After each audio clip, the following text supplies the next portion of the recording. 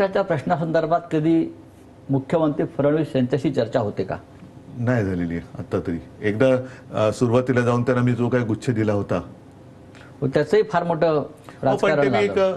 ठीक आहे courtesy, मी सौजन्य. दिला. शेवटी आहे आता मुख्यमंत्री, मानूया ना मानू, आहातच, तुमच्याकडनं चांगलं व्हावं ही अपेक्षा आज सुद्धा आहे माझी. महाराष्ट्राच्या भविष्याकडे आपण कशा आणि पद्धतीने उलट माझं तर म्हणणं आहे की आता ज्या काही सगळ्या त्यांच्या सहकार्य मंत्र्यांच्या भानगडी लफडी कुलंगडी बाहेर येत आहेत ती त्यांनी मोडीत काढली पाहिजेत. हे मी त्यांना आमचे कधी काळीचे राजकीय मित्र म्हणून सांगतोय. त्यांनी हे माझं मत, हा टोमणा नाही, हा सल्ला आहे. हा टोमणा नाहीये, हे त्यांनी आधी स्पष्ट करतो, हा सल्ला आहे की त्यांनी मोडून काढलं पाहिजे. जर ते नीती वगैरे सगळ्या गोष्टी पाळत असतील तर हे जे काय आजूबाजूला चाललेलं आहे अगदी त्यांच्या प्रतिमेला तडा देणार हे काम आहे. म्हणजे काल सुद्धा जी बॅग तुम्हीच दाखवली, त्याच्यानंतर ते धक्काबुक्की चाललेली आहे. कुठे जमिनी लाटल्या जात आहेत, कुठे इनाम म्हणून जमीन दिली जाते, कुठे 3000 कोटीची चोरी सुप्रीम कोर्ट पकडून देते.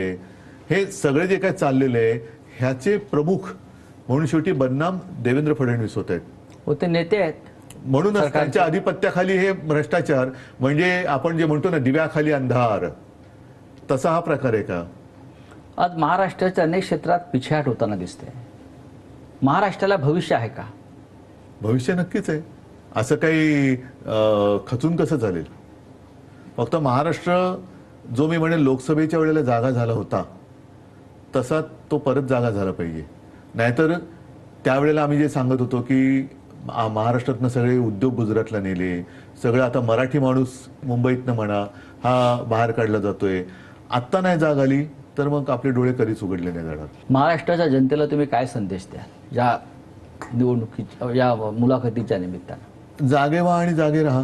आणि आपल्यावरती एकतर कोणावरती अन्याय करू नका, पण कोणी अन्याय केला तर सहन करू नका. हे जे शिवसेना प्रमुखांनी सांगितले तेच सांगेन.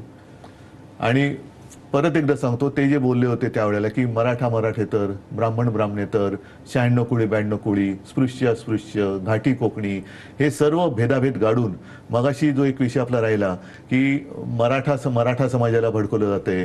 मग मराठा म्हणजे ही जी भाजपची नीती आहे की राज्यातल्या सगळ्यात मोठ्या समाजाला आधी भडकवायचं, मग तो पेटला की त्याच्या विरुद्ध त्या समाजाच्या व्यतिरिक्त जे समाज आहेत त्यांना चिथवायचं.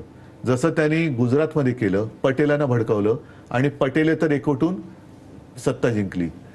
हरियाणामध्ये जाट त्या समाजाला भडकवलं. म्हणजे असं चित्र झालं भाजप आता गेलीच, कारण जाट आता पेटलाय. जाट बिचारे तिरीमिरीने उभे राहिले, पण त्यांनी जाटांच्या विरोधात जाटांची भीती दाखवून इतर समाजाला एकवटवलं. महाराष्ट्रामध्ये बटेंगे तो कटेंगे, आपल्याला वाटलं हिंदू मुस्लिम, त्यांनी मराठा मराठेतर केलं. मराठीच्या विरोधात ओबीसी तयार केला. म्हणजे मराठी भावंडांमध्येच आमचं आणि राजचं वेगळं, आम्ही भाऊच आहोत, पण मराठी सुद्धा जी भावंड आहेत त्या मराठी भावंडामध्ये समाजाच्या भिंती उभ्या करून आग लावायची आणि आपली पोळी भाजायची. हे जे राजकारण आहे ना ते हाणून पाडा.